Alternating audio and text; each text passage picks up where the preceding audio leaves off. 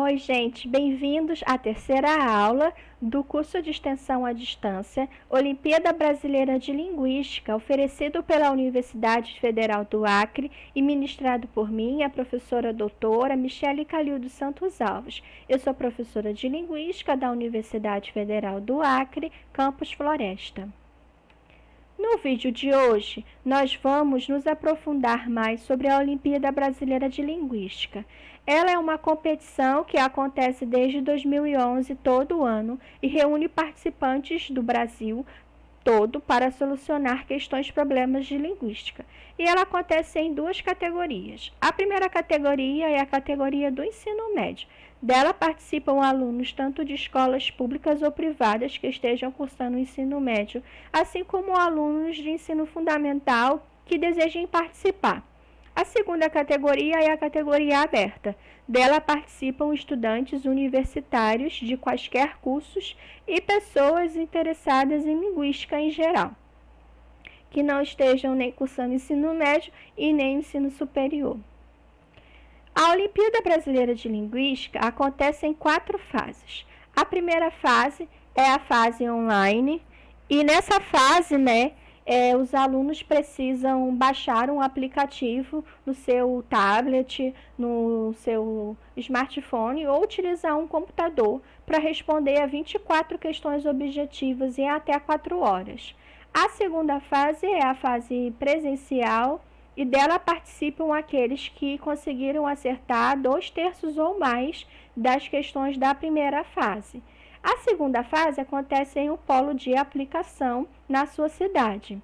E lá, os candidatos precisam responder a 6 questões discursivas em até 6 horas.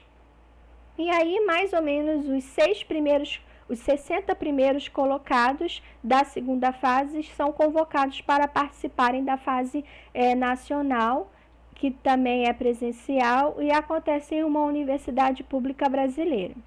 Ela também é chamada de Escola de Linguística de Outono, essa fase. E os candidatos, então, na universidade em que estiver sediando a fase nacional, vão assistir a palestras, a minicursos com professores, E, além disso, vão fazer a prova propriamente dita, que é composta de 3 tarefas. A prova, que é discursiva, o debate e o rolezinho linguístico. E aí os 8 melhores colocados nessa fase nacional são convocados para compor a seleção brasileira que vão participar da Olimpíada Internacional de Linguística, que é a 4ª fase, a fase internacional também presencial. E aí eles precisam viajar para uma universidade no exterior, E aí cada ano é uma universidade diferente, de um país diferente. As despesas são custeadas pela Olimpíada Brasileira de Linguística e lá os candidatos vão realizar provas individuais e também coletivas, dentro da seleção da qual aquele candidato participa, Então, aqui nós vamos assistir a um vídeo que fala um pouquinho sobre como foi a Escola de Linguística de Outono, a fase nacional, no ano passado na Universidade Federal de São Carlos. Aqui, todos são interessados em estudar a linguagem humana, suas várias conexões com a mente e discursos. Saber o que as línguas têm em comum ou de diferente são alguns dos focos desses estudantes do ensino médio classificados para a terceira e última fase da Olimpíada Brasileira de Linguística, que pelo 2º ano seguido acontece na UFSCar, Campus São Carlos. Felipe é de Salvador e participa pela primeira vez. É fantástico. É uma experiência muito nova também. Eu nunca tinha saído do estado assim, dessa forma e é tudo muito novo e encantador. Quem chegou na terceira fase enfrentou uma grande concorrência. De um universo de uns 8, 10 mil alunos do Brasil inteiro que fizeram a primeira fase online, 2.500 fizeram a segunda fase em mais ou menos 30 polos espalhados pelo Brasil todo. E a partir desses 2.500, os 60 mais bem classificados de várias partes do Brasil foram convidados para cá. Então aqui a gente tem alunos de 17 estados diferentes dentro dessa sala. A programação é intensa. Tem palestras com linguistas, eles são introduzidos aos temas importantes que os linguistas têm investigado hoje em dia. Eles têm algumas oficinas de algumas línguas específicas, línguas que são relevantes para o nosso contexto. Por exemplo, eles vão ter oficinas de línguas indígenas, oficinas de Libras, enfim. coisas desse tipo, e eles têm 3 atividades olímpicas em que eles, que são atividades mais práticas, em que eles aprendem como investigar. Então eles têm uma bateria de problemas que eles têm que resolver, eles têm um mini projeto de pesquisa que eles têm que completar em 1 dia e meio, e eles têm uma série de debates. Os 8 melhores das atividades olímpicas vão representar o Brasil na Olimpíada Internacional de Linguística, na Coreia do Sul, em julho. André, que mora em Patos de Minas, já imagina como vai ser se conseguir a vaga. Vai ser melhor ainda, conhecer a língua lá, ver outras pessoas de outros países. Eu acho que é uma das coisas que a gente tá aqui na Olimpíada para compartilhar por cultura, língua, nossas experiências. Acho que isso vai ser muito legal. O João Henrique já teve essa experiência. Ele participou da Olimpíada Internacional em Praga, na República Tcheca, no ano passado. Em gente do mundo inteiro, foi uma viagem que não só a parte acadêmica, mas a gente se divertiu muito lá e encontrou ainda mais pesquisadores de vários países, trabalhavam com línguas muito específicas. Espero que o aprendizado que eu tive na aula do ano passado sirva para me ajudar nas atividades desse ano. Takeru também já esteve em Olimpíada Internacional. Disse que isso influenciou na escolha da graduação. Ele cursa Linguística na USP e hoje ajuda na coordenação da Olimpíada no Brasil. A ver, né, os outros alunos assim, sentirem o que eu senti também, ter essa experiência. Eu pensei assim, eu quero ajudar essa Olimpíada. E esse sentimento de gratidão ajuda na divulgação dessa ciência. Esses estudantes, por exemplo, são de várias cidades diferentes, eles voltam para suas comunidades escolares e eles viram agentes multiplicadores. Eles levam de volta de várias formas tudo que eles aprendem aqui e assim tudo que os linguistas têm feito, que se considera relevante para a sociedade de várias maneiras, acaba chegando de volta na sociedade através desse canal, através das comunidades escolares no Brasil todo. Os estudantes fizeram várias atividades pelo campus, como entrevistas e fotografias. E conhecer de perto a UFSCar é um incentivo para quem ainda está no ensino médio chegar à graduação. Só de eu estar aqui já me sinto muito contente, gostei da universidade, é grande, tem muita cultura diversa, interessante já estar por dentro do ambiente acadêmico, que já vai me ajudar quando eu estiver na graduação, quando eu estiver na universidade. Foi uma experiência muito bacana. Isso aqui é uma referência à cultura indígena, ou à cultura daquela ilha isolada. Então, como vocês viram no vídeo, a Escola de Linguística de Outono é um evento em que participam os 6 primeiros candidatos da segunda fase. Ela é propriamente dita a terceira fase da Olimpíada Brasileira de Linguística, tá? E é dela que vão ser selecionados de 4 a 8 candidatos que vão representar o Brasil na Olimpíada Internacional de Linguística. Geralmente ela acontece no primeiro semestre de cada ano e tem a duração de mais ou menos uma semana, tá? E lá os candidatos participam de atividades em grupo, palestras que valem pontos. O rolezinho linguístico, como vocês viram, é uma mini pesquisa acadêmica em grupo, e aí o tema é divulgado no dia da atividade. Então, o grupo precisa construir uma hipótese linguística, coletar os dados, às vezes com entrevistas, né, com as pessoas do campus, analisar esses dados, tirar uma conclusão e depois colocar a pesquisa toda em forma de um cartaz para ser apresentado à banca dos jurados. O debate ele acontece em 2 fases. A primeira fase é a seguinte: todos os candidatos são distribuídos em salas e aí eles debatem uma questão linguística. E aí cada equipe, né, das salas estão divididas também em equipes, e aí cada equipe vai receber uma nota. E depois disso, cada sala precisa então escolher quem vão ser os representantes para participar do debate final, né, para, enfim, representar aquela sala no debate final, tá? E aí, como que acontece o esquema das notas no debate final? Então, a nota que aquele representante recebeu vai ser estendida a todos os candidatos que estavam naquela sala representada por aquele candidato, tá? E também tem a prova individual, né, como eu disse, e aí é uma prova discursiva, e aí cada ano tem um número de questões diferentes e um tempo diferente. Então, eu trouxe para vocês uma tabela que mostra a nossa participação, né, por estado na Olimpíada Brasileira de Linguística.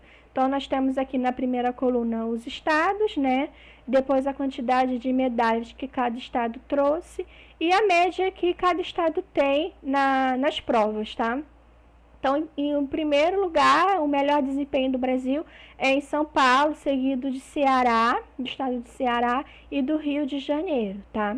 Depois nós temos Rio Grande do Sul, Minas Gerais, Distrito Federal, Bahia, Santa Catarina, Espírito Santo, Pernambuco, Rio Grande do Norte, Paraná, Paraíba, Goiás, Alagoas, Pará, Amazonas, Sergipe, Tocantins, Piauí e Acre. Então, nós temos uma medalha no Acre e mais ou menos a nota que nós tiramos nas provas é 14,60.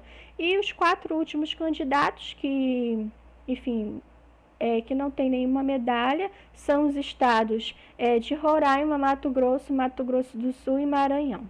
Então, o desempenho do Acre ainda é bastante pequeno, né, comparado aos outros estados, tá? E nós estamos quase na lanterna. E aí eu trouxe também o mapa do Brasil, em que mostra a participação de cada estado na Olimpíada Brasileira de Linguística. Quanto mais verdinho, melhor é a participação. Então, nós vemos aqui, vocês podem ver São Paulo, né, o primeiro colocado. Então, vocês veem que a participação do Sul, Sudeste e Nordeste é bastante positiva, porém, Centro-Oeste e Norte ainda precisa participar mais, né? E tem estados que nunca participaram da Olimpíada Brasileira de Linguística, né? Nunca se inscreveram, como, por exemplo, os estados de Rondônia e Amapá. Além desses prêmios, né, da segunda fase, então, a segunda fase presencial tem alguns prêmios de insígnias, né? Então, por exemplo, os melhores colocados ganham insígnia de papel, depois a segunda categoria ganha a insígnia de pergaminho, né? Depois papiro e, por último, palma. E além dessas insígnias da segunda fase, também existem medalhas na fase nacional e também na fase internacional, tá? Medalhas de ouro, prata e bronze. Além de menções honrosas, que são aqueles alunos que se destacaram, porém não ganharam medalha. Então, as universidades brasileiras, no caso, por enquanto, nós só temos uma, que é a Universidade Federal de Itajubá, a Unifei, estão convocando, né, os medalhistas da terceira e da quarta fase para cursar a graduação lá em áreas exatas, né, por enquanto, sem passar pelo vestibular. Então, agora nós vamos falar um pouquinho, né, sobre o porquê da Olimpíada de Linguística ter conquistado tantas pessoas, né, ao redor do mundo. De fato, as línguas são um dos aspectos mais fascinantes e mais íntimos da cultura e da cognição humana. O olhar aprofundado para a própria língua, bem como para a diversidade enorme de outras línguas e formas de comunicação, tanto humanas quanto dos demais seres vivos, são interesses naturais de todos. E aí nós estudamos tanto o que todas essas línguas têm em comum e também o que elas têm de diferente entre si.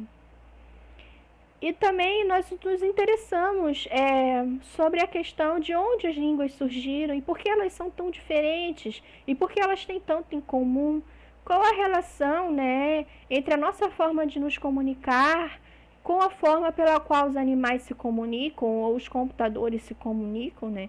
Como as línguas e a linguagem impactam a vida social e, de fato, como as línguas se tornam instrumentos de dominação, né, enfim, alguns países, de identificação, de inclusão ou afirmação. E o que podemos dizer sobre as mais de 200 línguas indígenas, né, no Brasil, ou as línguas dos imigrantes, ou as línguas de sinais, né, todas elas convivendo em um mesmo país. E qual a relação entre as nossas línguas e as nossas maneiras de pensar, sentir e viver? Então, são perguntas muitíssimo interessantes, né, que muitos de nós já fizemos alguma vez na nossa vida. Os problemas de linguística, eles são bastante atrativos, né, aos candidatos, porque eles são autossuficientes. De fato, os alunos não precisam ter um domínio sobre teorias sofisticadas de linguística, nem um conhecimento de linguística aprofundado, né? E aí esses desafios, eles são novos, não familiares, tá? Que podem ser desvendados por qualquer pessoa que apenas use seu conhecimento básico de mundo, sua intuição de falante de uma língua humana e uma boa dose de raciocínio e investigação. Então, investigando as línguas, essa pessoa ela passa a desenvolver a habilidade de lidar com situações desconhecidas, né? Conhecer e desenvolver as próprias ferramentas e competências para enfrentar um mundo cheio de problemas reais, né? E, além disso, as questões de linguística contemplam uma multidisciplinaridade. De fato, a linguística ela vai dialogar com várias habilidades lógicas, analíticas e metalinguísticas envolvidas no reconhecimento, análise e interpretação de padrões linguísticos que se conectam em uma estruturação lógica da matemática e uma investigação cuidadosa das ciências naturais. Então, na Olimpíada Brasileira de Linguística, a gente tem tantas áreas, conhecimentos, né, e habilidades das áreas exatas, quanto conhecimentos e habilidades das áreas humanas. Então, é um casamento entre áreas diferentes, que por muito tempo foram consideradas áreas opostas, né? E, além disso, lidar com diferentes línguas e diferentes culturas exige um tipo de sensibilidade histórica social, né? Como eu disse, que está conectado às ciências humanas e sociais. Então, a linguística é uma ponte natural entre as abordagens das áreas exatas e das áreas humanas. E aí ela é transdisciplinar por natureza. E não é à toa que a linguística está conectada a áreas tão distintas, da tradição à fonoaudiologia, da computação às relações públicas, da robótica à antropologia. Então, são muitas áreas do conhecimento que fazem interface com a linguística. Os problemas de linguística envolvem o desvendamento de línguas e códigos desconhecidos aos estudantes. E aí esses estudantes precisam ter insights de estruturas lógico-cognitivas em uma diversidade de culturas e falares do mundo humano. Os problemas de linguística são autossuficientes, isso quer dizer que não é necessário nenhum conhecimento prévio específico para resolver esses problemas, basta o conhecimento de mundo, a sua intuição e raciocínio e investigação. Ok, mas em que então exatamente cai nas questões da Olimpíada Brasileira de Linguística?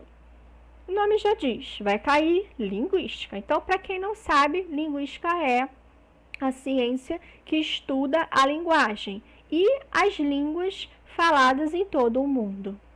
A linguística é uma ciência muito abrangente, tem várias linhas teóricas de múltiplas abordagens, tá?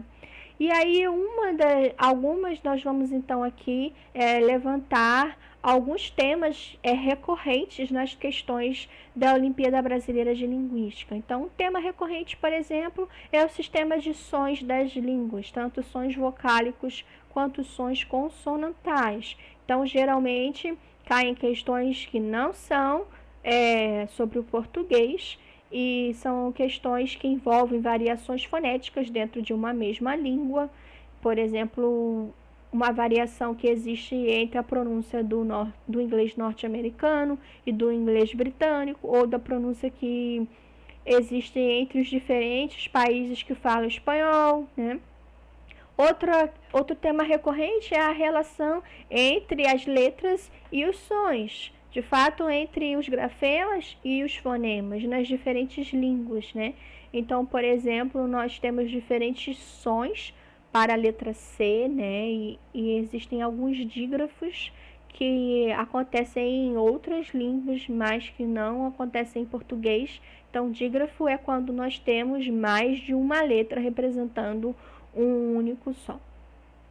Outro tema recorrente são os sistemas de alfabetos e de formas de escrita nas mais diversas línguas do mundo. Então, nós temos o alfabeto cirílico, árabe, hebraico, grego, armênio, kanji, higarana, hindi, etc.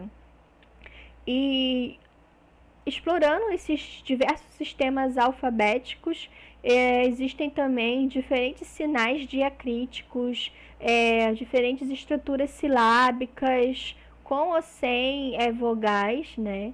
E com ou sem ideogramas.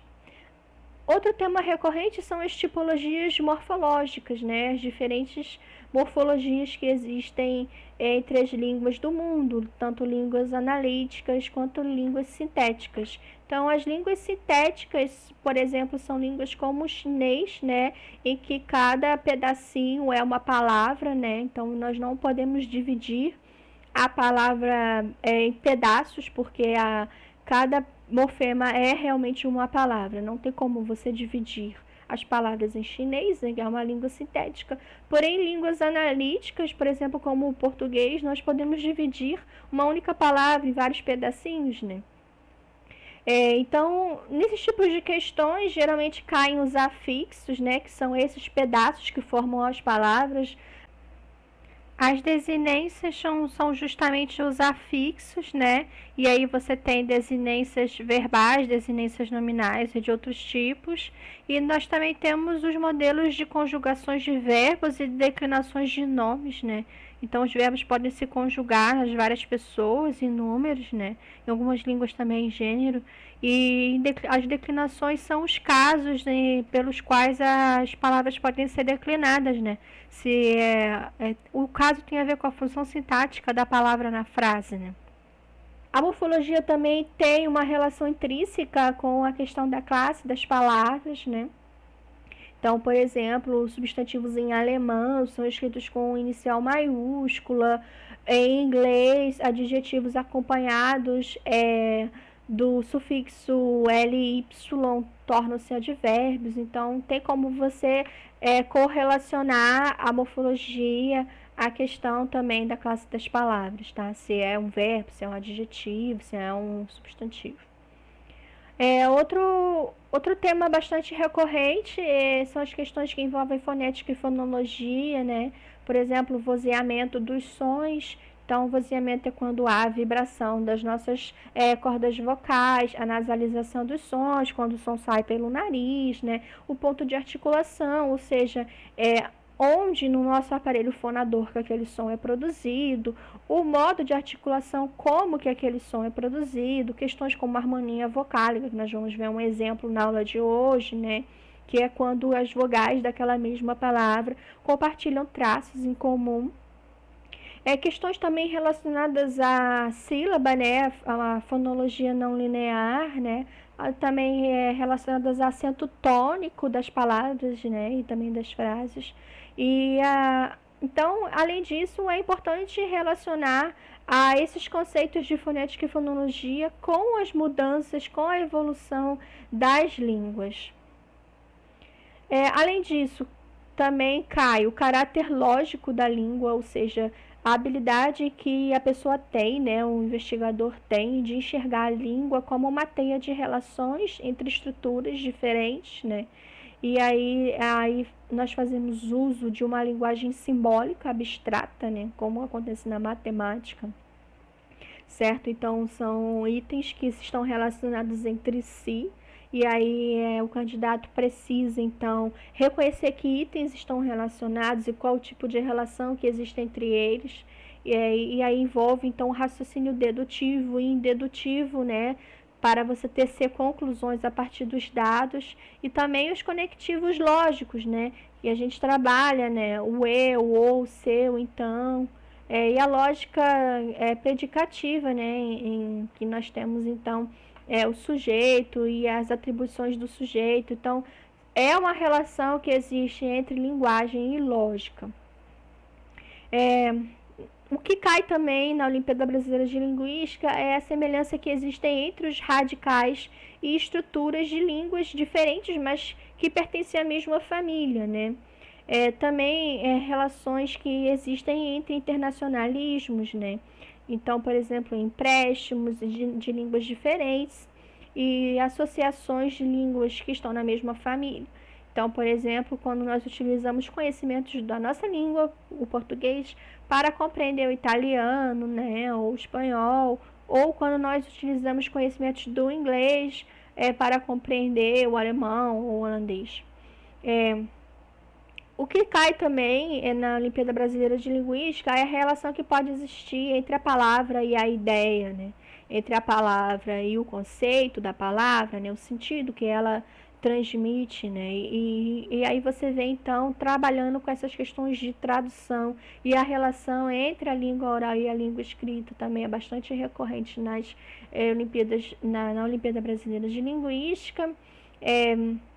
Isso também tem a ver um pouquinho com as estratégias e as dificuldades, né, do aprendizado de uma língua estrangeira, em que você precisa, então, abrir um pouco o seu horizonte e se colocar, né, no lugar daquela pessoa que fala aquela língua, naquela comunidade, naquele universo cultural.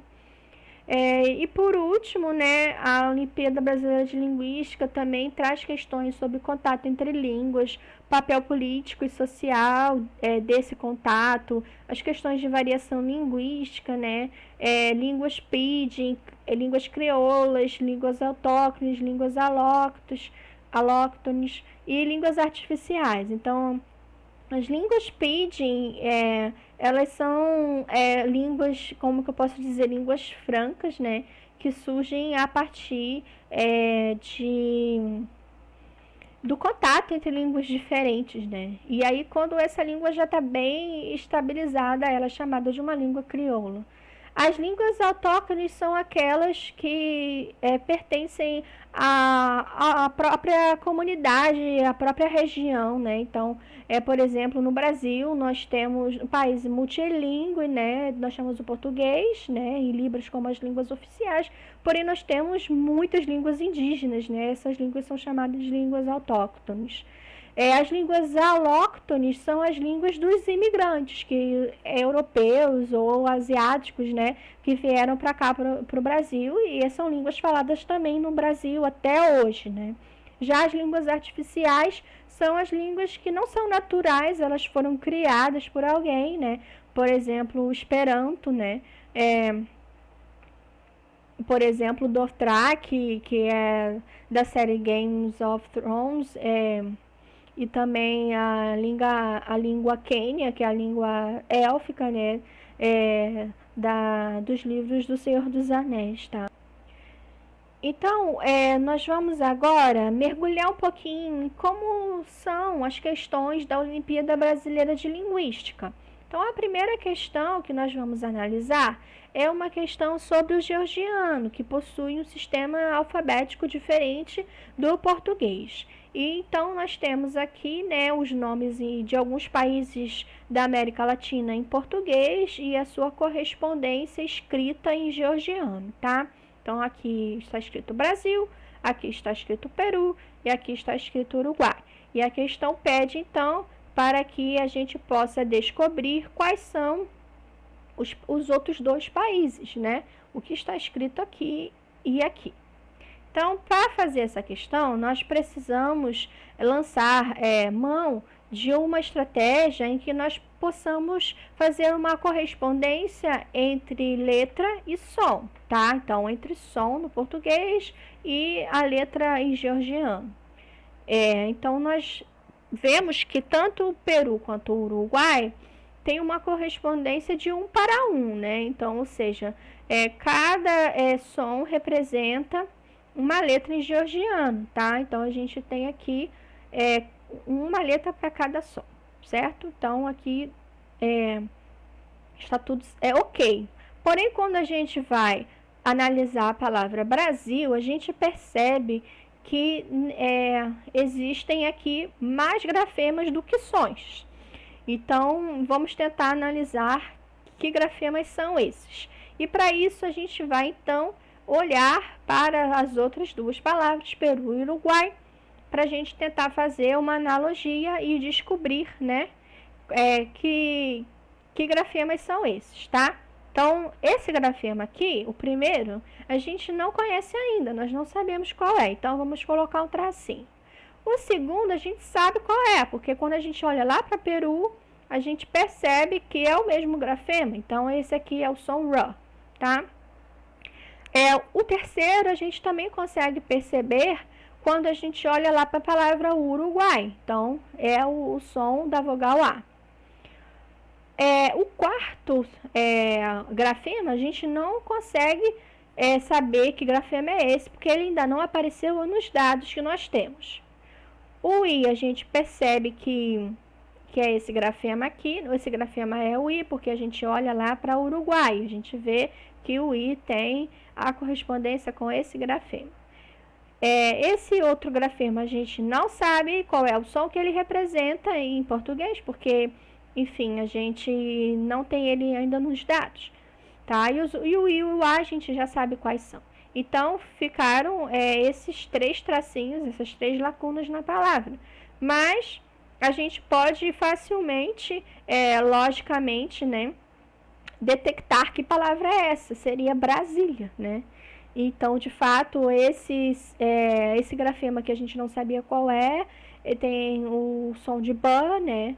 E esse outro grafema, S, e esse outro aqui, L. E aí, então, quando a gente vai fazer, então, a correspondência aqui entre os grafemas, né, e os sons, a gente consegue, então, detectar que esse grafema corresponde já ao som da vogal A, esse outro grafema ao Rá, né? Esse outro aqui a gente vai ver aqui que é o G, aqui de Uruguai, né? Esse outro grafema é a vogal E. Esse outro a gente não conhece ainda, ele não apareceu ainda nos dados. Esse daqui também não. Mas esse nós sabemos que é a vogal I. Esse nós não sabemos qual é, mas nós sabemos que esse é o A.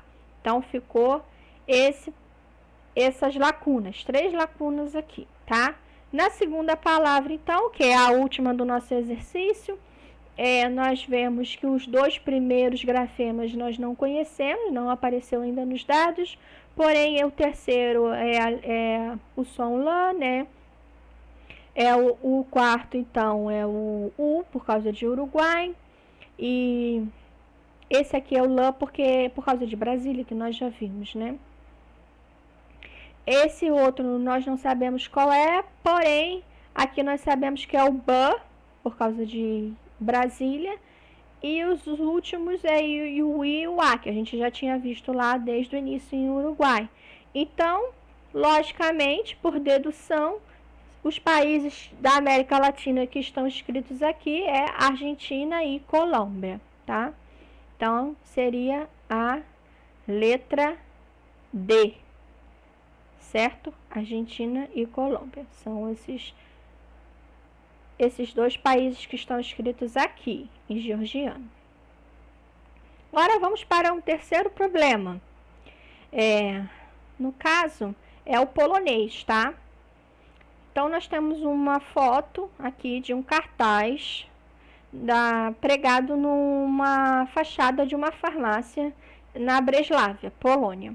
E aí, a questão nos pede para a gente, então, descobrir qual é a palavra em polonês para rua. Então, o que nós temos que fazer? Primeira coisa, a gente não sabe nada de polonês, tá? Mas isso não significa que a gente não consiga resolver a questão, porque nós temos o nosso conhecimento de mundo sobre todos os cartazes que nós já vimos, né? Então, o que a gente percebe, né? Primeira coisa, né? A gente vê aqui destacado com letra maiúscula, a fonte maior, a palavra Silésia, né? E aí a gente pode, então, deduzir que Silésia é, de fato, o nome da farmácia, tá? Aqui nós temos alguns números, né? Uma numeração que, logicamente, diz respeito ao horário de funcionamento da farmácia, né? Então, provavelmente aqui funcionamento de 8 às 20 horas, de 9 até às 15 horas. Do outro lado do cartaz, né, do lado esquerdo, a gente tem a palavra localização. E aí, por analogia ao português, a gente pode pensar que essa palavra é localização, porque é uma palavra que é derivada do latim e está presente em muitas outras línguas, né, não só no português, tá? Então, é o que nos interessa mais. Então, aqui vai falar sobre a localização das farmácias Silésia. E aí, então, nós vemos aqui os endereços, que, enfim. Então, é o que nos interessa porque em algum lugar aqui está a informação para a rua. E aí a gente percebe, então, que tem algumas abreviações, né? Tem aqui PL ponto e UL ponto, aqui também tem UL ponto.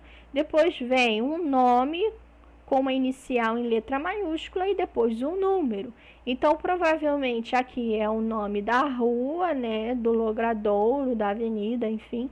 E o número, né? Enfim, naquela rua que diz respeito à farmácia. Então, a única possibilidade é que Úlica seja a rua. Essa abreviação aqui, UL. Então, é a resposta C, tá? Úlica. Aqui, e o PL? PL pode ser rua? Pode, mas a gente não tem aqui essa alternativa, tá? Enfim. Então, o terceiro problema é sobre a questão da gramaticalização. Então, as palavras costumam adquirir novas funções ao longo do tempo e conforme o uso. Muitas vezes, palavras que normalmente expressam um significado pleno assumem um sentido estendido ou outras funções na oração. Esse processo, chamado por alguns autores de gramaticalização, é extremamente ativo nas línguas. Então, essa questão 3 é sobre o fenômeno da gramaticalização, que acontece em todas as línguas. A gramaticalização é quando acontece uma mudança na língua em que um significado que era restrito a um sentido, ele é estendido na língua. Então, aquela palavra pode assumir mais de um significado, tá? Então, o exemplo que nós temos nessa questão é do verbo chegar, tá? Então, em qual das citações abaixo o verbo chegar desempenha um papel mais próximo de seu sentido e função originais? Então, nós temos aqui 6 frases, tá bom? Vamos ler uma por uma. A pergunta que cabe e, na verdade, chega atrasada ao jornalista brasileiro é se existem ou não condições para promover um debate honesto. Então, aqui nós temos a palavra chega, tá? O verbo chegar. Número 2. Chega de quebrar a cara com você. Já sei que continuar te amando não dá mais. Então, nós temos aqui, novamente, o chega. Número 3. Chega, que mundo é esse? Eu me pergunto. Chega, quero sorrir, mudar de assunto. Então, novamente, nós temos aqui o verbo chega, tá? 2 vezes. Número 4. Dá mais um passo, chega mais perto. Novamente, o chega. Número 5. Quando chega o meu cartão de confirmação de inscrição no Enem? Então, aqui, novamente, o verbo chega. E, por último, quem nasceu para vintém não chega a R$500. Então, mais uma vez, a palavra chega. Então, nós temos que descobrir em qual dessas frases, na verdade são 2, em quais dessas frases nós temos o significado de chegar mais próximo ao seu sentido e função original. Então, nós temos as alternativas 2 e 3, 4 e 6, 4 e 5 ou 1 e 5. Então, vamos ver uma por uma, tá? Então, no primeiro caso, nós temos a questão 1, que tem a frase que é a pergunta que cabe e, na verdade, chega atrasado ao jornalista brasileiro é se existem ou não condições para promover um debate honesto. Então, eu coloquei aqui que esse sentido de chegar, né, a verdade chega atrasada, a pergunta que cabe e, na verdade, chega atrasada ao jornalista brasileiro tem o sentido de movimento, né? Então, vai sair de um ponto e vai chegar na cabeça, né, do jornalista brasileiro, tá bom? Então, vai chegar a alguém. Número 2, chega de quebrar a cara com você.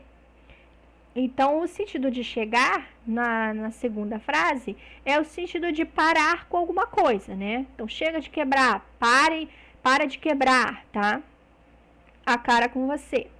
Chega, que mundo é esse? Chega, quero sorrir. Então, é o mesmo sentido da número 2, também de parar. Para, que mundo é esse? Para, quero sorrir, também, tá? Na número 4, chega mais perto. Então, nesse caso aqui, é um sentido de aproximar-se. Então, a pessoa já chegou, e aí quando você fala, chega mais perto, então essa pessoa vai então se aproximar de você. Número 5, quando chega o meu cartão de confirmação de inscrição no Enem? Então, aqui, novamente, é um movimento, né, de um ponto a outro, tá? Então, vai sair de um ponto e vai chegar na minha casa, tá? Número 6, quem nasceu para vintém não chega a 500 réis. Esse sentido de chegar é o sentido de alcançar, né? Então, quem nasceu para vintém não alcança a 500 réis, tá? Então, o sentido que tem mais a ver com o sentido original do verbo chegar são as alternativas 1 e 5, que de fato é um sentido de movimento, né, de um ponto a outro, e além disso nós temos a questão também da regência do verbo, né? Então, chegar a alguém, chegar em algum lugar, então a alguém na primeira alternativa, né, e chegar em algum lugar na quinta alternativa, diferente das outras alternativas, né, em que você tem aqui uma regência diferente, né, que você de fato não tem a preposição, tá? Então, a alternativa é a letra D e a resposta é 1 e 5, certo? Então, vamos para a próxima questão. Essa questão envolve sentenças nessa língua, tá, de que. Então, nós temos aqui uma gramática que nós não conhecemos, 3 frases em tá de que com as suas respectivas traduções em português. E aí, a questão é uma questão discursiva e nos pede para dar a tradução de cada uma dessas palavras em tá de que. Então, o que nós temos que fazer? É uma estratégia muito, muito utilizada pelos linguistas e também pelos candidatos que fazem a Olimpíada Brasileira de Linguística. É você, então, colorir a frase, né? De modo que você, então, identifique os padrões, tá? Então, eu colori da mesma cor as palavras que são iguais, tá? Então, a gente percebe aqui que o que está de rosa é a mesma palavra, o que está de verde é a mesma palavra que se repete nas 3 frases, de azul e de vermelho. Então, de cara, a gente percebe que a última palavra, ela vai se repetir sempre no final, tá? Nós não sabemos que palavra é essa ainda, ok? Depois, nós temos as outras 3 palavras que se repetem na frase, porém ocupam ordens diferentes na frase. E aí nós vamos então para a nossa tradução. Então a gente tem aqui um bom amigo do seu vizinho, um vizinho do seu bom amigo, um bom vizinho do seu amigo. O que a gente percebe? Que nós temos então 2 substantivos, amigo e vizinho, se repetindo nas frases, e nós temos o adjetivo bom, que pode estar modificando amigo, como na primeira e na segunda frase, quanto modificando vizinho, como na terceira frase. O problema é que eu não sei se nessa língua, tá, de que o adjetivo vem antes ou depois do substantivo. Porque em algumas frases, por exemplo, em inglês, o adjetivo vem antes do substantivo, né? Sempre. Em português, pode vir antes ou depois. Então, a gente não sabe a tipologia dessa língua, certo? Então, a gente precisa, então, tentar descobrir qual é a tipologia, então, da posição, né? Que diz respeito à posição. Se é, então, uma língua que a gente diz preposicional ou posposicional, tá? Se o adjetivo de fato modifica antes ou ele modifica depois, tá? Então, o que nós vamos fazer? Primeiro, a gente agora já sabe que seu vai ser a última palavra. Por que seu é a última palavra? Porque todas as frases têm seu na mesma posição aqui, né? sempre antes do último sintagma, né? Do último substantivo. Então, ele está na mesma posição em português, tá? Então, aqui, ele também vai ser nessa última posição, que vai se repetir, tá? Nas 3 frases. Agora, a gente precisa descobrir qual palavra é amigo, qual palavra é bom, qual palavra é vizinho. Então, a gente vai agrupar agora as palavras nesses sintagmas. Então, a gente tem bom amigo juntinho e bom amigo juntinho. Então, a gente vai ver aqui quais são as palavras que estão juntinhas nas 2 frases, né? Bom amigo. Então, a gente percebe que a gente tem aqui palavras juntinhas se repetindo na primeira e na segunda.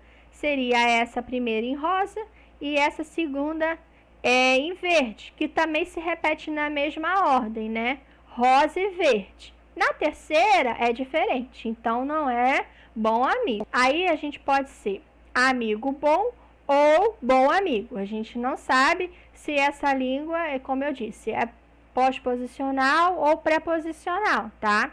Porque a gente pode ter bom amigo ou amigo bom, certo? A gente não sabe qual é qual, se é bom amigo ou amigo bom. A gente, então, vai olhar para a terceira frase. Então, a terceira frase é que vai nos ajudar a sair dessa questão. Então, a gente vai para a terceira frase,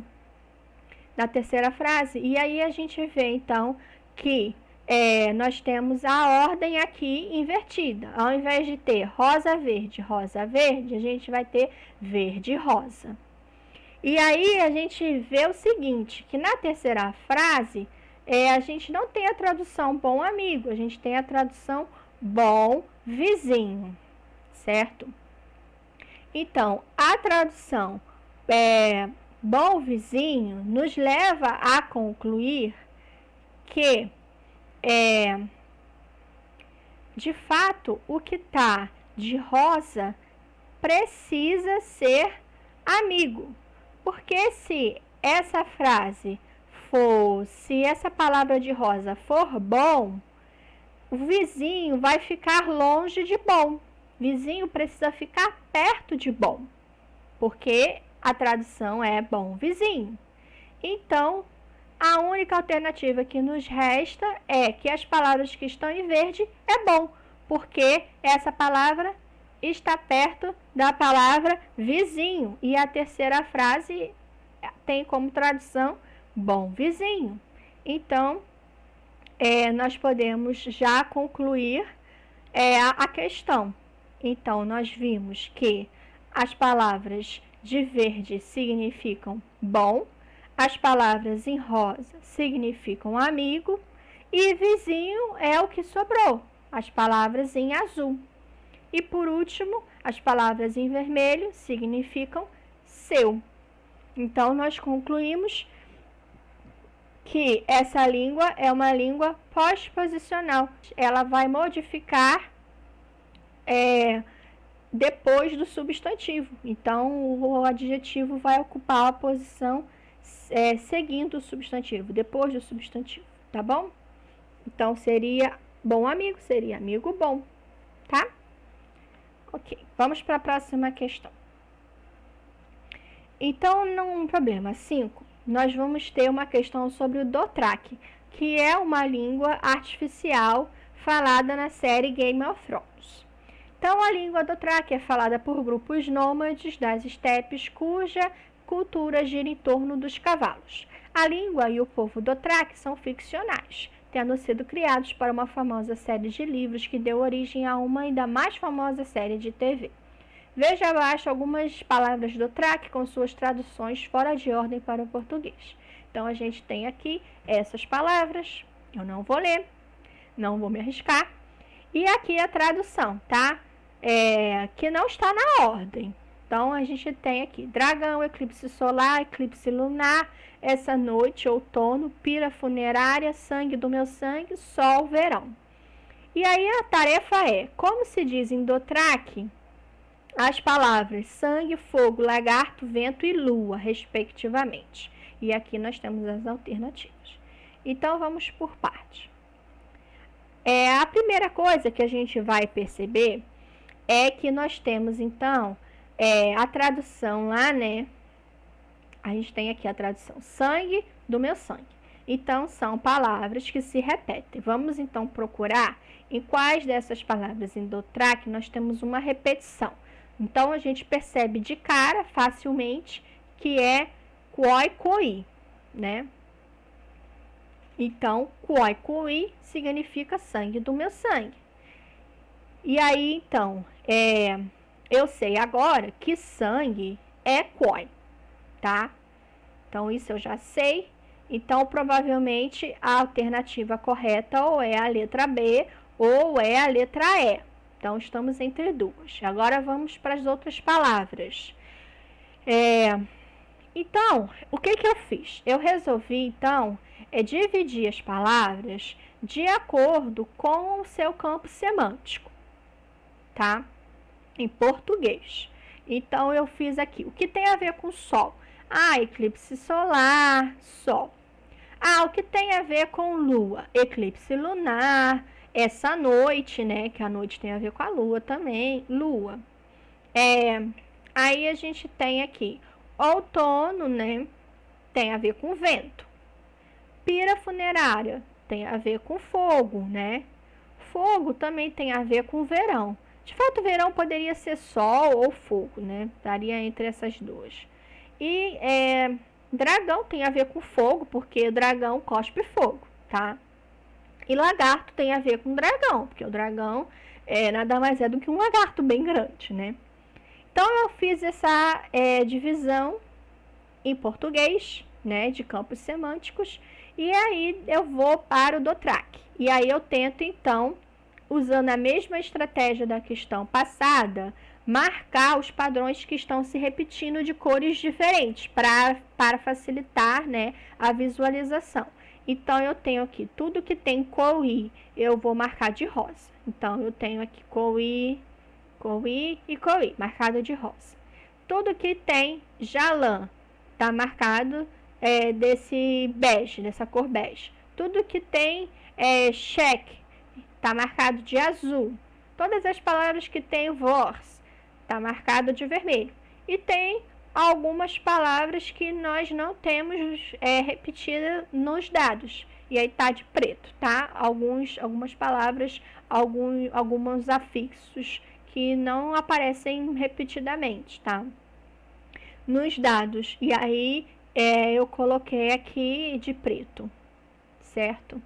Então eu separei em grupos, tá? Então, palavras que têm coisas em comum estão nesse grupo.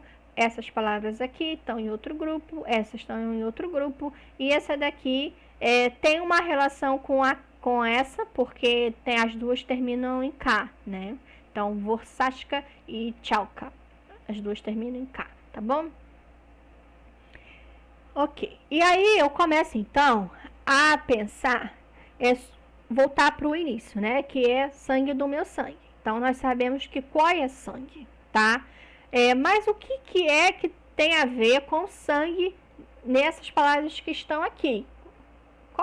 Qual o sentido, né, de sangue? Sangue lembra morte, né?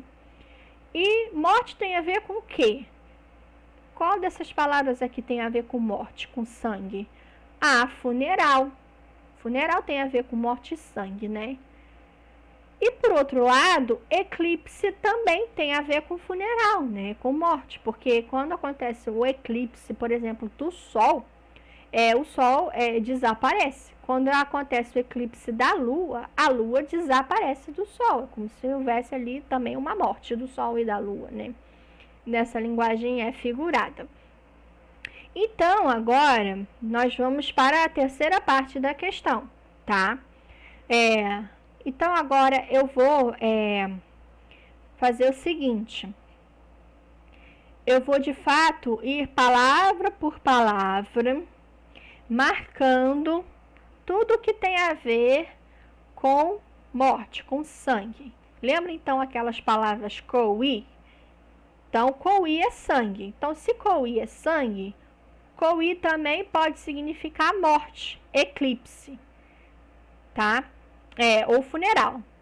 E aí eu lembro que tinha 3 palavras, né, com Coí. Então, aqui nós temos voz Coí, nós temos aqui cheque Coí, né? E voz Coí. Acho que aqui era Jalan Coí, isso, Jalan Coí. Então, voz Coí, Jalan Coí. E aqui nós temos cheque Coí. Então, são 3 palavras que tem a ver com funeral e eclipse. Só que eu não sei qual é pira funerária, qual é eclipse solar e qual é eclipse lunar. Então, agora eu vou olhar para as outras palavras, tá? Então, eu percebo que existe uma correspondência, né, entre o número de palavras lá daquele meu grupo, dos grupos semânticos em português, e o número de palavras dos grupos morfológicos em DOTRAC. Então, eu percebo aqui em português que tem muita coisa relacionada a fogo, né? Então, eu tenho pira funerária, a própria palavra fogo, eu tenho a questão do dragão, a questão lagarto, verão. Então, são muitas palavras relacionadas a fogo. Então, o grupo que tem a ver com fogo, provavelmente é esse grupo do VORS, que tem mais palavras, né? Porque a gente tem aqui Vorsaca, Voscoí e Charvorsa, né? Aqui, Voscoí, Vorsasca, Charvorsa. E então eu vou fazer essa correspondência, né, entre fogo e a palavra Vors, tá? Então, Vor significa fogo e Coí significa morte. Então, aqui eu consigo perceber que essa palavra Voscoí, de fato, é pira funerária, porque é fogo da morte, tá? Vorsasca. Vors então, vai ser fogo, né? K, eu não sei o que é, ok? Charvorsa. Vors é fogo. Chá, eu também não sei o que é. Agora vamos para o outro grupo. Nós temos aqui cheque e checoí. Então, a gente percebe que aqui é provavelmente um radical, né? E aqui uma palavra derivada desse radical. E por correspondência em português, a gente tem a relação entre Sol e eclipse solar, que é o radical Sol e a morte do Sol. Então, provavelmente, eu deduzo que cheque é Sol e checoí é a morte do Sol, é o eclipse solar. E aí eu vou para o outro grupo, que é, por fim, o grupo da Lua, né? E aí eu tenho essa noite e o eclipse lunar. Então, Jalan Coí só pode ser eclipse lunar, porque eu sei que Coí significa morte, significa eclipse, tá? Então, Jalan só pode ser lua. E aqui, então, a Jalan é essa lua ou essa noite, né? Na tradução, tá? Então, o que eu já sei? Eu já sei que lua é Jalan, tá? Eu já sei que sol é cheque. Eu já sei que fogo é Vors. E aí, então, eu agora vou decifrar verão. Então, é a estação do fogo, né? Foi o que sobrou. Sobrou verão e dragão, né? Então, verão nada mais é do que a estação do fogo. Então, verão vai estar relacionada ao campo semântico de fogo. Então, eu percebo que aqui nós temos o afixo Vors para fogo e o afixo K para designar a estação. E aí eu consigo fazer uma relação com Chalca. Lembra que os dois terminam em K. Então, se K é o sufixo para estação, então Chalca é a estação do vento. É a estação de alguma coisa. Então, a estação do vento é outono. Logo, Chal vai significar vento, que é o que a questão está nos pedindo, certo? E aí nós vamos por último. Vamos analisar então a questão do dragão e do lagarto, né? Então, a última palavra que sobrou foi dragão. Então, dragão é chavorça. Então, vors é fogo, que eu já sabia, né? Mas usar, né? Provavelmente é lagarto, né? Então, lagarto, Indotraque é chá, né? ZH. Então, nós temos a correspondência para responder a questão. Sangue, coi, fogo, vors, no caso a alternativa que tem é vorsa. Lagarto, chá, a alternativa no caso é chave. Vento é tchau, que na alternativa nós temos chaf. E lua é jalã. Portanto, a alternativa é a letra E. Próximo problema é a reportagem em teto. Então, seguem abaixo duas reportagens em teto retiradas do jornal timorense Suara Timor Loroçai, STL. E aí a gente tem aqui a primeira reportagem, Dili, estudante primeiro do segundo ano, Rússia, Escola Secundária Catolina Nobel da Paz, Rahu Halal, exame terceiro período. No presença, estudante Cira Maximu, Tamba cumpre calendário nacional. Tuir, presidente, fundador, Haressan Mos, diretor, Escola Secundária Catolina Nobel da Paz, Pedro Nunes Menezes Ratete, processo, exame, terceiro período, Odia Halal, Hanessan, exame, passagem, e Halorum, primeiro, exame, Nelau, o normal. Tamba, Cira, Tuir, programa no plano, Politica, Mistério, Educação, Nebetran, Saúna.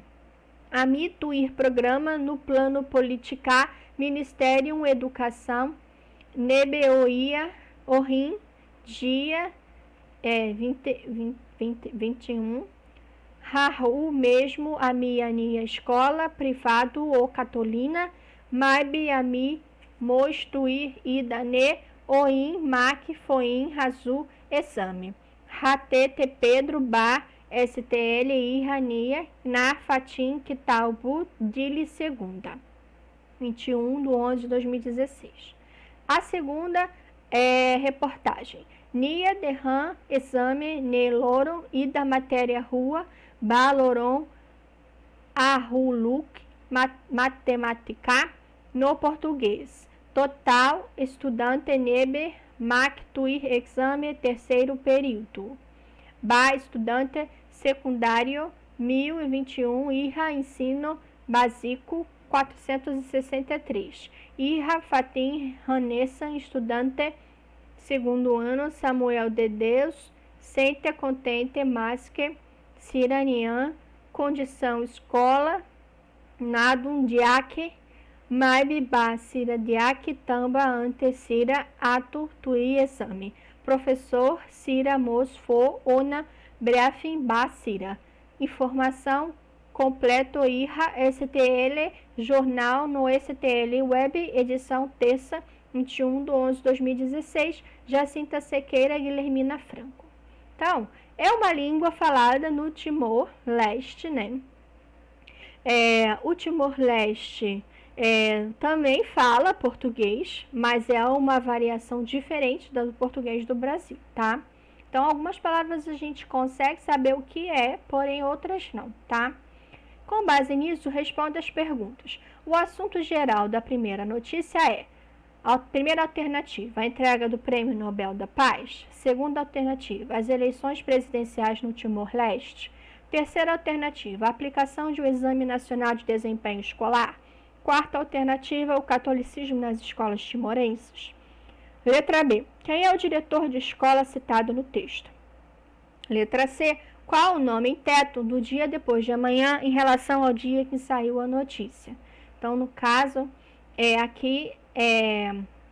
na letra A, facilmente a gente consegue perceber que o assunto geral da primeira notícia é a aplicação de um Exame Nacional de Desempenho Escolar, tá? Como que eu sei disso? Porque eu tenho aqui informações como estudante, escola, né? Aqui a gente tem aqui nacional, exame. Então, são palavras que nos levam a essa informação de Exame Nacional de Desempenho Escolar, tá? Quem é o diretor da escola citado no texto? E aí a gente então precisa procurar nomes de pessoas. E aí a gente sabe que nomes de pessoas têm iniciais maiúsculas, tá? E aí a gente tem aqui o primeiro nome da pessoa, Pedro Nunes Menezes, né? A gente também tem aqui o nome de Samuel de Deus, né? Mas a gente sabe que Samuel de Deus está se referindo a um estudante, né? Um estudante do 2º ano, então não é Samuel de Deus. E aqui, Pedro Nunes de Menezes, né? A gente sabe aqui, ó, que tem a palavra diretor, né? Então, provavelmente o diretor é o Pedro Nunes de Menezes, tá? E a terceira questão é sobre o dia depois de amanhã em relação... Aqui é terça, né? Então, o dia... Amanhã, então, vai ser quarta e o dia depois de amanhã é quinta, certo? E aí a gente precisa, então, saber como que se escreve quinta em teto. Então, agora eu preciso analisar os dados, né? Então, a gente sabe que o teto é bastante parecido com o português que nós falamos aqui no Brasil, certo? Então, nós vamos procurar aqui o que tem a ver no texto com o nosso dígrafo QU, né? QUI, que é de que. E aí a gente vê que nessa língua nós não vemos esse dígrafo. O que nós vemos aqui é a letra K. Então, tudo é com K, né? Tudo que tem o som K é escrito com K. Então, a gente tem escola, secundária, católica, né? Cumpre, calendário. A gente não tem dígrafo QU, certo? Então, provavelmente, quinta vai ser escrito com K também. Não vai ser QU, tá? Então, fica assim a resposta. Alternativa C, na letra A. A resposta da B, Pedro Nunes Menezes. E a resposta C, quinta. Próximo problema. Aqui a gente tem o Rapa Nui, tá? A língua Rapa Nui é falada na Ilha de Páscoa, que hoje possui apenas cerca de 3.000 falantes nativos e exibe diversos fenômenos interessantes, entre eles a forma de marca-posse. Como se diz em Rapa Nui, microfone dele e dela, corpo de Oroi e meu cheiro. E aí a gente tem aqui os dados linguísticos, tá? Então a gente tem aqui minha corda, olho dele, dela, canoa de taca, nome de Puaquiva, meu espírito, cesta de cava, minha batata doce, sabedoria dele e dela, intestino de Tiare. Então, para responder essa questão, temos um vídeo, tá? Então, vamos assistir agora esse vídeo. A Ilha da Páscoa, ou Rapa Nui em seu nome nativo, é uma ilha situada no Oceano Pacífico, atualmente território chileno, a cerca de 3.500 quilômetros da América do Sul. Você pode já ter ouvido sobre ela pelas suas famosas estátuas Moai. Embora por decorrência da colonização a língua predominante hoje em dia seja o espanhol, a língua nativa da ilha é o Rapa Nui, membro da família polinésia e atualmente falado apenas por cerca de 3.000 falantes. São dadas as seguintes expressões em Rapa Nui, com suas respectivas traduções ao português.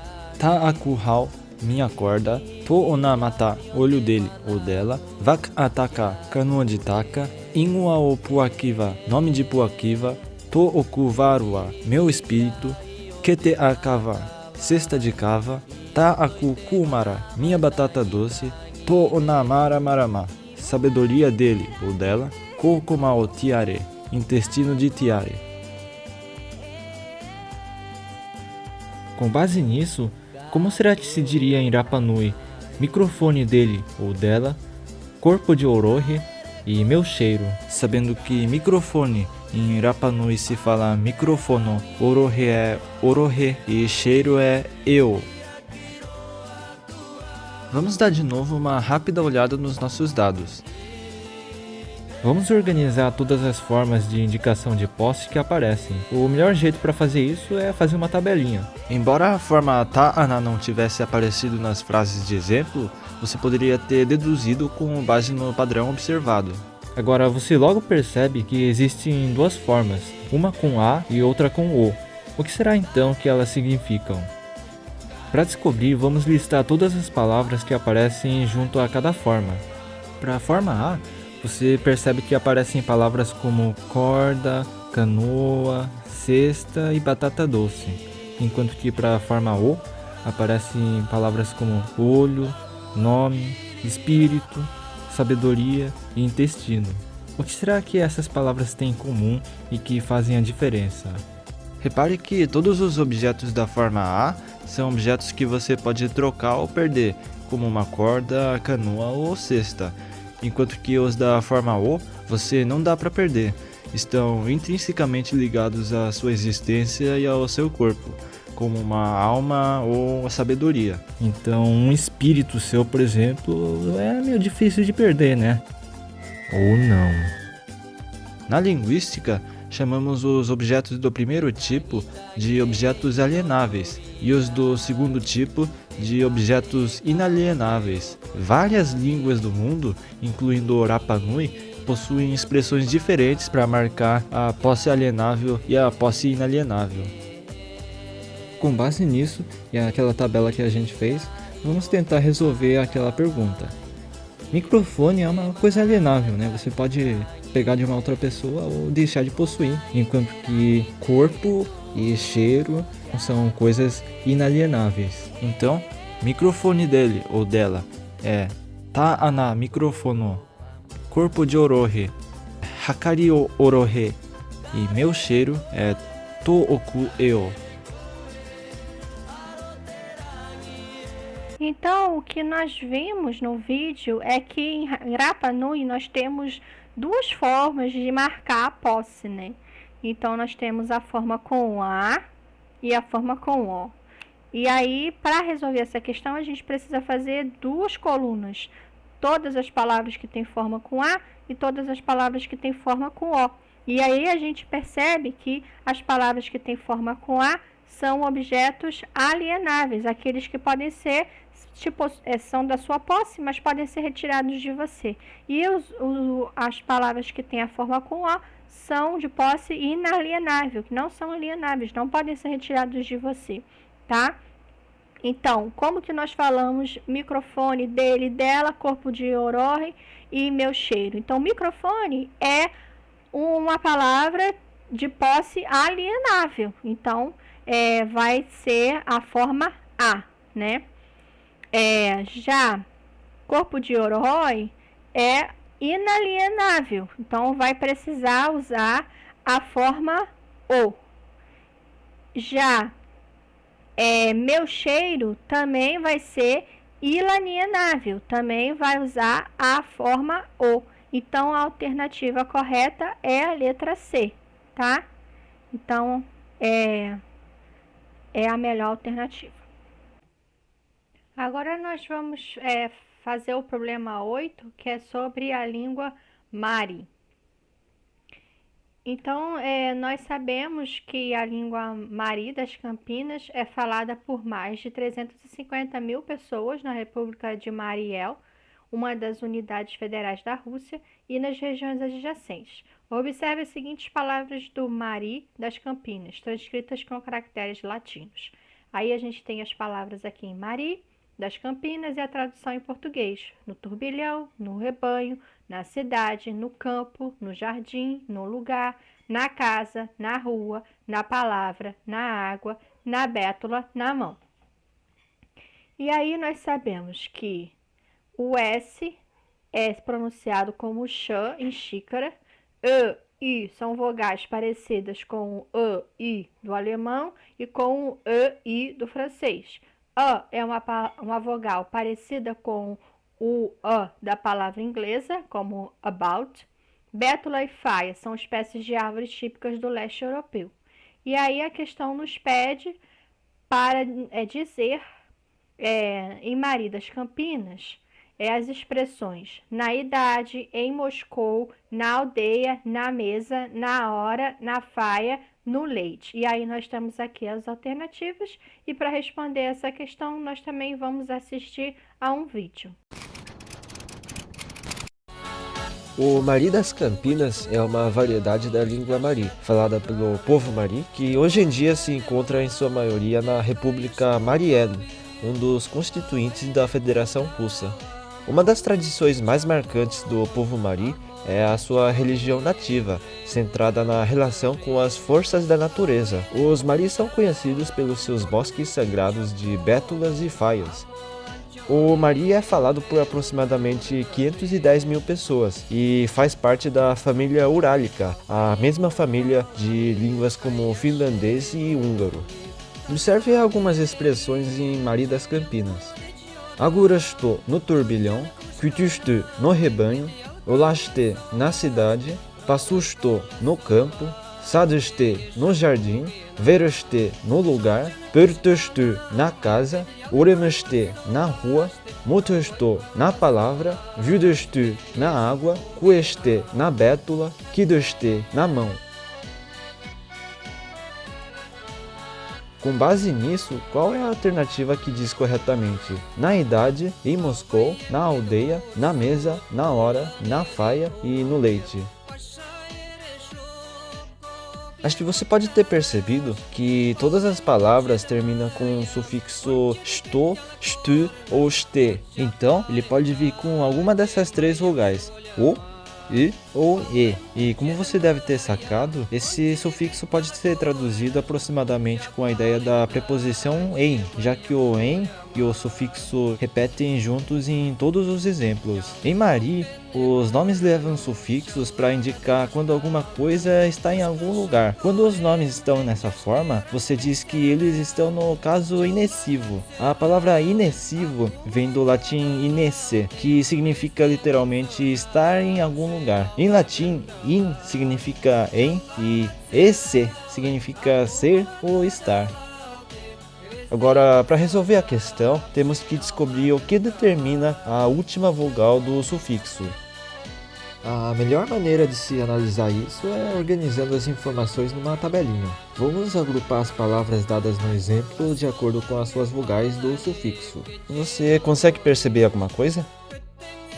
Perceba que isso na verdade tem a ver com a última vogal antes do sufixo, ou também a penúltima, se a última vogal for um A, esse E de ponta cabeça. Se for U, o sufixo termina com O. Se for U ou U, o sufixo termina com U. Se for A, E ou I, o sufixo termina com E. Esse som é uma vogal famosa chamada schwa. O schwa é pronunciado com a boca relaxada, com uma abertura média, com a língua nem muito alta, nem muito baixa, nem muito para trás e nem muito para frente. Nesse sentido, é a vogal mais neutra possível. De fato, não sempre, mas em muitas línguas, o schwa desempenha funções neutras e fracas, de vogal não marcada, não acentuada. Por exemplo, sendo pronunciado rapidamente entre duas consoantes ou aparecendo como vogal de ligação. No caso que estamos vendo, o schwa é a vogal que liga uma palavra terminada em consoante ao seu sufixo de caso inessivo. Mas voltando ao assunto, por que será que essa variação das vogais do sufixo acontece?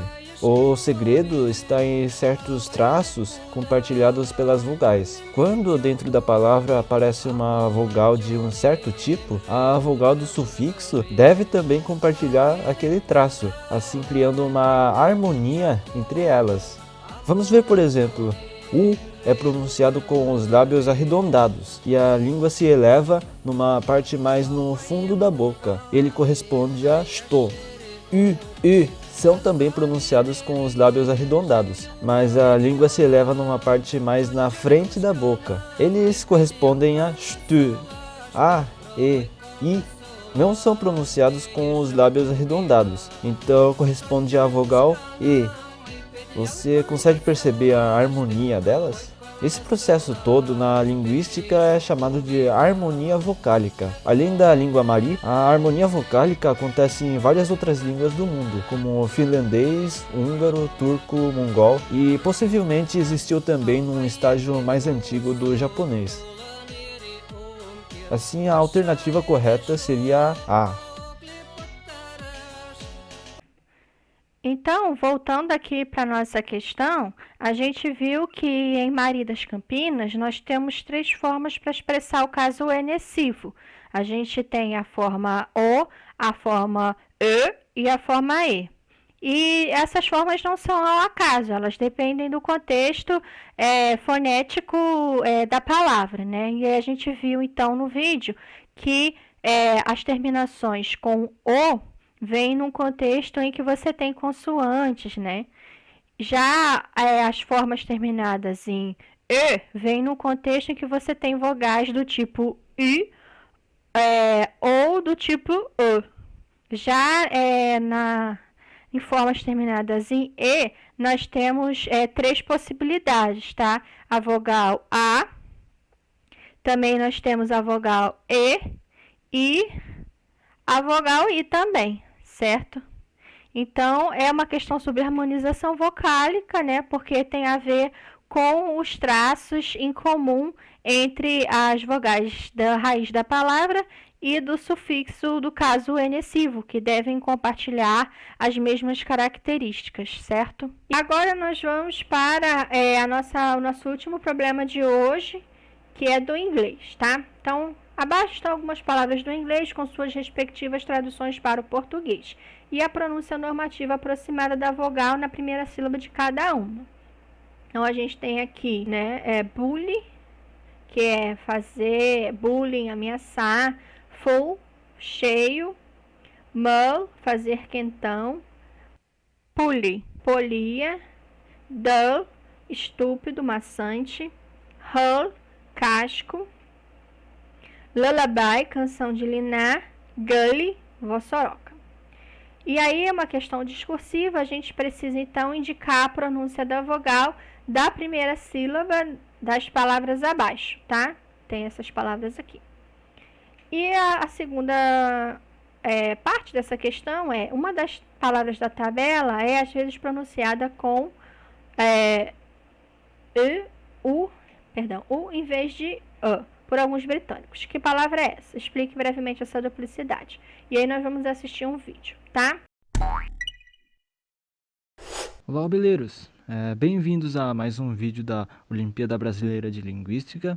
E neste vídeo vamos mostrar um dos caminhos possíveis para a resolução da questão Jethro Tull, da segunda fase da OBL edição Mardili de 2017. A questão abordava a fonética do inglês, mas nenhum conhecimento prévio da língua inglesa era necessário, como qualquer outra questão da OBL, né, que você não precisa saber de nenhuma outra língua a não ser o português. E primeiro eram mostradas algumas palavras do inglês e a pronúncia normativa das vogais da primeira sílaba de cada uma, nesse alfabeto fonético adaptado. E em seguida vinham 2 tarefas, né? A primeira tarefa pedia para que você indicasse a pronúncia das vogais da primeira sílaba de cada uma dessas palavras. E a segunda tarefa dizia que uma das palavras da tabela é às vezes pronunciada com U em vez de A por alguns britânicos. Então era para indicar que palavra é essa e depois explicar brevemente por que acontece essa duplicidade. Então a gente pode começar dividindo essas palavras em 2 grupos. Uma com a pronúncia U e outra com a pronúncia A. E assim podemos começar a análise do contexto fonético que influencia nesse fenômeno. Vamos começar primeiro analisando o contexto fonético seguinte, que é o que vem depois dessas vogais. Mas vendo aqui você percebe que todas elas são seguidas por um L. Então talvez o contexto fonético seguinte não influencie na pronúncia delas. Então agora vamos analisar o contexto fonético precedente, que é o que vem antes dessas vogais. E aqui a gente percebe uma coisa, essas três consoantes, B, F e P, são pronunciadas numa parte na frente da boca. Percebe que B, F e P são todas pronunciadas envolvendo os lábios, né? B e P você pronuncia com os dois lábios numa espécie de explosão, e o F você pronuncia flexionando os seus dentes contra o lábio inferior. Enquanto que na pronúncia A, as consoantes são pronunciadas numa parte mais atrás da boca. A única exceção é esse M, né? O M é também pronunciado na parte de frente da boca, com os lábios. Mas isso é porque o M é uma exceção, né? Você poderia ter percebido isso com base na nasalidade dele, que o M é a única consoante nasal que aparece aqui. Uma consoante nasal é aquela que, quando você pronuncia, o véu da sua boca abaixa e a corrente de ar, além de passar pela sua boca, passa também pelo seu nariz.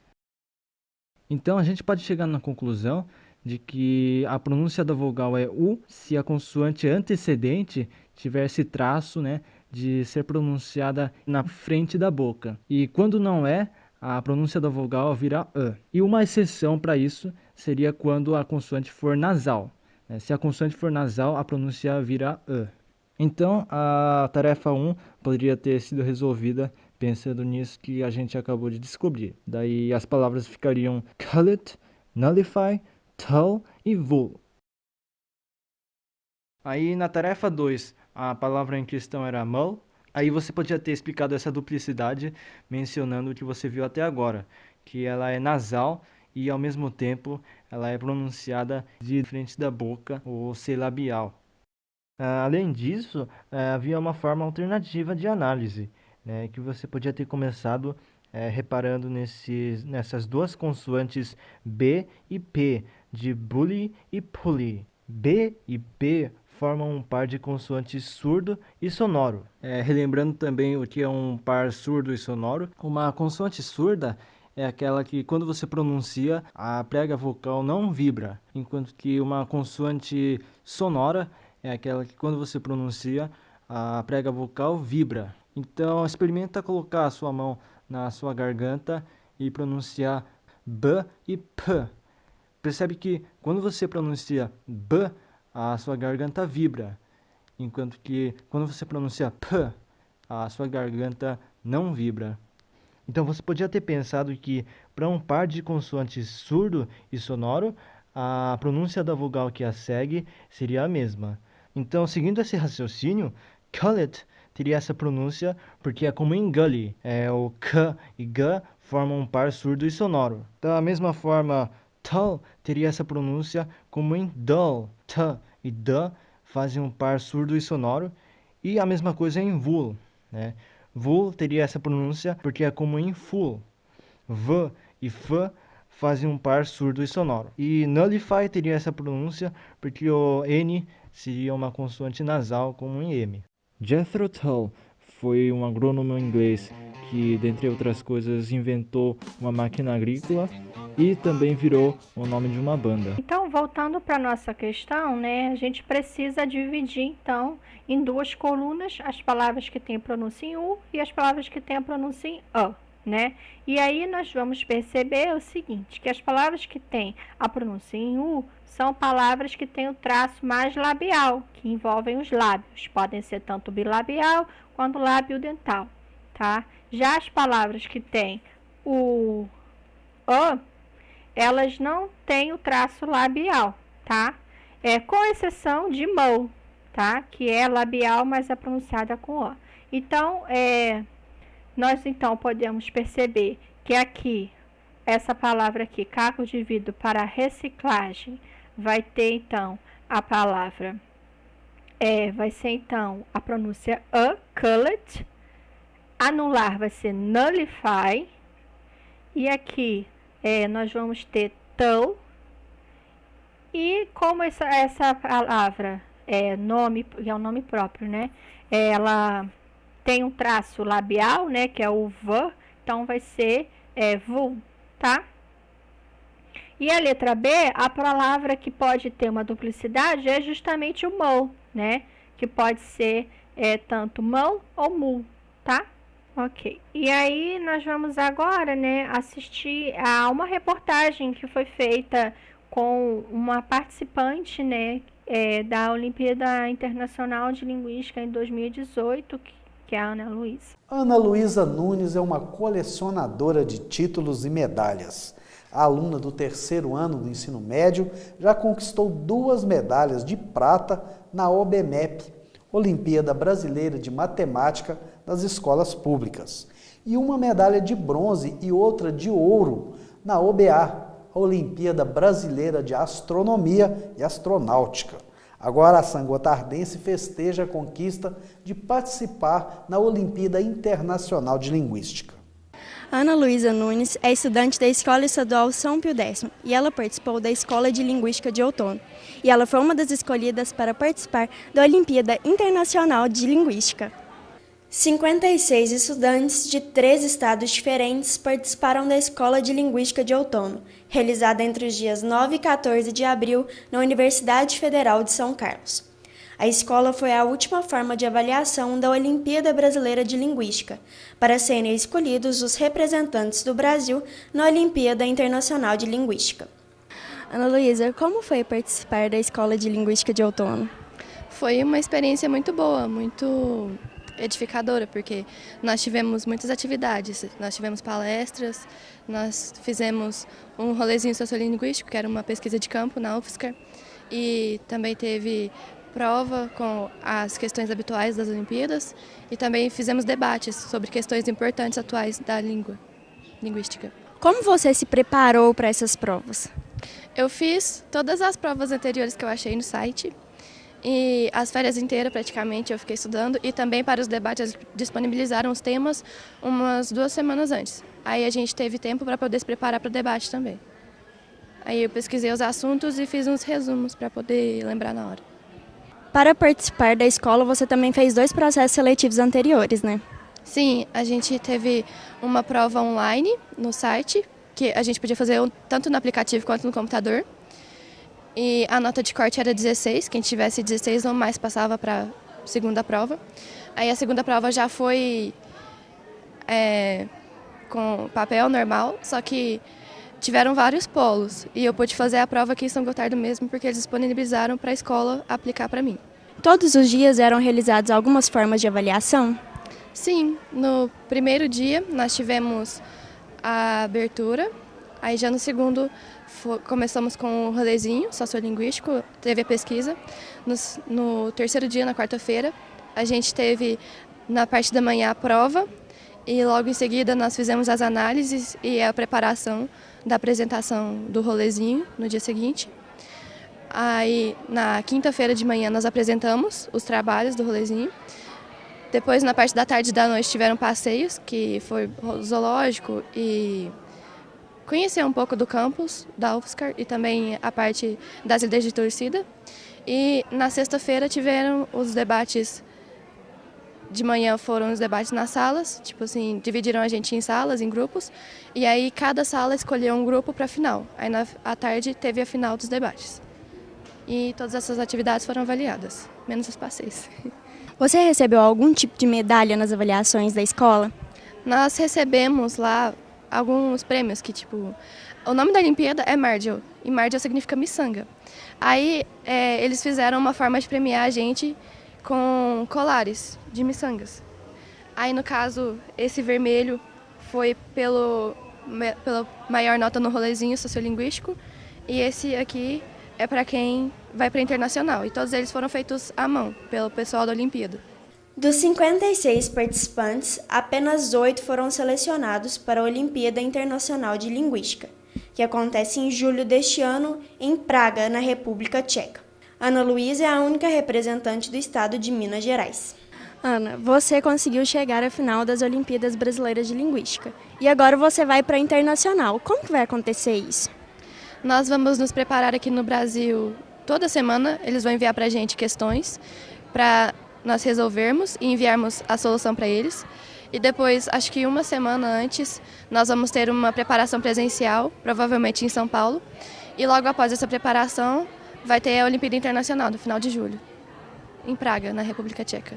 Ana Luísa, eu queria te dar os parabéns pela essa conquista e agradecer também por representar tão bem São Gotardo e Minas e o Brasil fora daqui, né?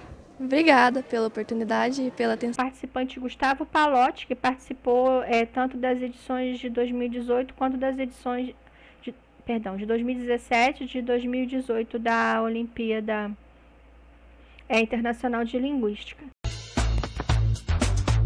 A rotina diária de estudos ganhou um baita incentivo há alguns dias, depois que o estudante de apenas 16 anos foi destaque na Olimpíada Internacional de Linguística, na Irlanda. Na competição, o londrinense Gustavo Palotti foi o único brasileiro a ser contemplado com uma menção honrosa, premiação para coroar o esforço do adolescente, que já havia terminado a Olimpíada Nacional de Linguística em Brasília na primeira colocação. Eu não esperava nem um pouco, mas tudo foi também porque lá foi um ambiente muito bom, um ambiente onde foi a seletiva. Teve pessoas muito legais que fizeram tudo aquilo valer a pena. Foram pessoas que me ajudaram também a conseguir chegar lá. Estando lá com aquelas pessoas que me fizeram estar num ambiente muito bom, então tudo foi muito prazeroso. A linguística é uma ciência que estuda as diversas funções das diferentes línguas faladas ao redor do mundo. E nem o Gustavo sabe explicar o porquê essa disciplina chamou tanta atenção. É uma coisa um pouco complicada também de definir. Um problema bem comum é uma série de frases numa língua desconhecida e as traduções delas para o português. A surpresa foi ainda maior para a família, que estava acostumada a ver o Gustavo disputando competições de disciplinas completamente diferentes, relacionadas à área de exatas. Em 2014, inclusive, o estudante havia conquistado a medalha de bronze na Olimpíada Nacional de Matemática. O adolescente foi de um extremo a outro, atrás de um novo desafio. O Gustavo sempre foi alguém que procurou desafios na vida, os estudos dele, desde que ele, do prezinho, né, Gustavo? Você já procurava as diferenças, participar de alguma concorrer a alguma coisa, e assim foi a vida dele. E o mais impressionante nessa história do Gustavo é que todos esses feitos foram conquistados em muito pouco tempo. Até o final do ano passado, o estudante nunca nem tinha ouvido falar de linguística. Um ramo do conhecimento até então desconhecido, mas que depois de descoberto, foi capaz de transformar a vida do adolescente. Acabei conhecendo ela por causa das Olimpíadas de Matemática que eu fazia. Em grupos no Facebook, onde pessoas falavam sobre Olimpíadas, eu acabei descobrindo essa Olimpíada. Daí eu me inscrevi no ano passado e fui participando das fases, e tudo foi acontecendo. Estudante do ensino público, Gustavo quer ser exemplo para os demais alunos. O adolescente pretende aprofundar os estudos em linguística, mas está longe de parar por aqui. Quem sabe mais competições, conquistas, prêmios, o céu é o limite para o jovem estudante. Eu tenho várias coisas que eu gosto muito de fazer, eu não consigo escolher bem. Tantos caminhos são oferecidos, né? São oferecidos, e ele seguindo um caminho mais correto, de se preocupando com o futuro. Então, um sentimento realmente de alegria mesmo. Então, vocês viram aí na reportagem sobre o Gustavo Palotti, né? No ano de 2017, ele tinha ganhado uma menção honrosa, mas aí quando chegou o ano de 2018, né? Ele recebeu 2 medalhas, né? 2 medalhas de bronze, uma individual e outra por equipe. Quais são as primeiras palavras que te vêm à cabeça? Qual é a emoção de estar aqui representando o Brasil num evento desses? Bem difícil dizer, porque tem tantas emoções acontecendo. Eu acho que a principal coisa agora é agradecer, porque tudo isso que já passou foi só coisa boa, então eu tenho que só agradecer. Basicamente isso. O que tu poderia lembrar da tua trajetória? O que tu está pensando em fazer a partir de agora? O quão importante é esse marco da Olimpíada para ti? É, o ponto máximo de uma vida olímpica, Eu nunca tinha participado antes de muitas Olimpíadas, daí do nada encontrei a Olimpíada de Linguística, e agora cheguei, na coisa mais incrível que eu acho que já possa ter acontecido na minha vida. Então eu estou muito feliz mesmo. E eu acho que é simplesmente um agradecimento de todas essas coisas, porque de tudo que eu já passei, tudo que eu estou passando agora, está sendo tudo incrível. Gustavo, pensando um pouquinho no nosso país, que a gente sabe que a página de educação é muito importante para o Brasil virar, né?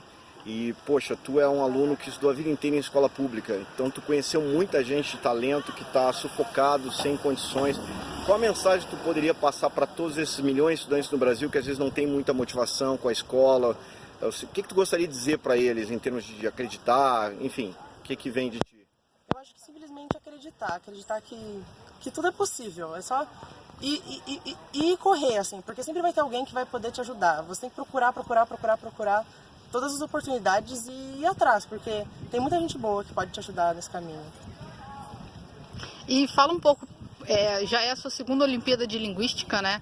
Ano passado você foi até Dublin e ganhou uma menção honrosa. E conta pra gente como é que foi essa preparação, o que mudou de lá pra cá. Eu acho que agora o que mudou principalmente foi porque agora eu tenho mais ideia do que a prova. Ano passado eu não tinha ideia nenhuma. E também o João, que participou também das edições de 2017 e 2018. Parabéns, o Brasil está orgulhoso de ti. Quais são as primeiras palavras, qual é o teu sentimento? Linguística é uma área diferente aí no Brasil, o que tu gostaria de falar? Primeiro, obrigada. E também dizer que é legal ver como a Olimpíada está crescendo, como hoje, dessa vez levou 2 times e como o resultado dessa vez foi melhor, todos os anos. O que tu pretende para ti? Tu está participando de outras Olimpíadas? Tu já enxerga a linguística como parte da tua vida no futuro? Eu participo de várias outras Olimpíadas, inclusive acho que isso é bom para definir o que eu vou querer, para o que realmente me interessa. E acho que sim, já a linguística, já vou procurar fazer alguma coisa relacionada à linguística, algo como linguística computacional. As Olimpíadas têm inspirado muitos jovens no Brasil a estudar. Que tipo de palavra tu gostaria de passar, de mensagem? Tu sabe que a gente é um país super carente em educação. O que tu gostaria de dizer para os estudantes que estão em escolas públicas espalhados aí pelo Brasil? Fazer Olimpíadas é sempre oportunidade de conhecer outros lugares, oportunidade de viajar, de conhecer, de fazer contatos. E sim, é importante para o desenvolvimento acadêmico e não só assim no conhecimento, mas para a vida, para o futuro.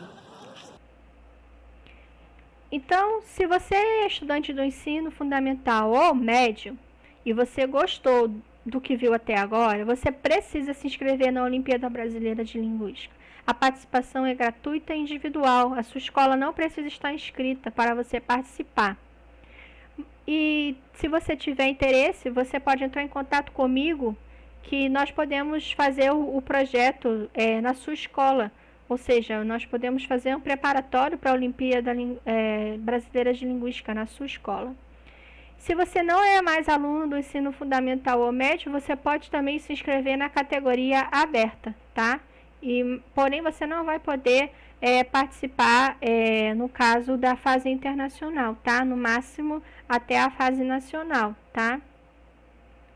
E se você é professor e gostou do que viu até agora, você pode se inscrever como categoria aberta ou inscrever seus alunos, sua escola, e aí você vai poder acompanhar os seus alunos com estatísticas que a Olimpíada Brasileira de Linguística pode te dar, as notas que eles tirarem, né, em todas as avaliações, né? E a melhor maneira de você ajudar seus alunos é fazendo treinamentos, dando aulas e outras atividades, para poder criar essa atmosfera de cultura olímpica, né, dentro da sua escola. E aí você deve usar como professor as questões das edições anteriores, que são a melhor maneira de você estudar com seus alunos para a Olimpíada Brasileira de Linguística, né? E lá tem as provas antigas, tem os gabaritos comentados, também tem vídeos no YouTube. Então, nós vamos para o final da nossa terceira aula e eu vou deixar 3 questões para vocês responderem e me encaminharem por e-mail. Lembrando que, para você ter presença nas aulas, você precisa fazer os exercícios, porque não tem como eu saber se você assistiu o vídeo ou não. Só se você conseguir fazer os exercícios e me mandar, tá bom? Então, as 3 questões são: a primeira, como são as questões da Olimpíada Brasileira de Linguística e qual foi a sua primeira impressão sobre elas? A segunda, como as questões da Olimpíada Brasileira de Linguística podem contribuir na formação dos estudantes? E a terceira, como você descreveria a participação do Brasil nas Olimpíadas de Linguística? Então é isso, pessoal. Vamos ficar por aqui e até o próximo vídeo. Um abraço!